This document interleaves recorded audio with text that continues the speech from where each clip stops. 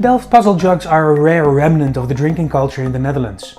Delft examples can be found starting in the 1650s through the 18th century. The vessels were no ordinary jugs or tankards. They were not intended to function as drinking or pouring vessels, a fact made clear by the pierced openwork around the neck. Rather, they functioned as a game or conversation piece during a dinner party. A puzzle jug was referred to as a suijgkan, a suction jug, in inventory lists of factories and potter shops, a term that hints at the solution to the puzzle. We try to be forward thinkers.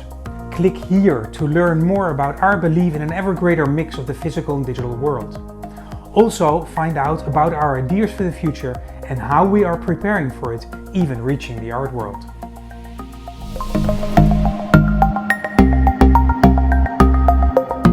Did you enjoy that video? We would appreciate a like. Click here to see more like it or subscribe to our channel by clicking the circle here. Thank you.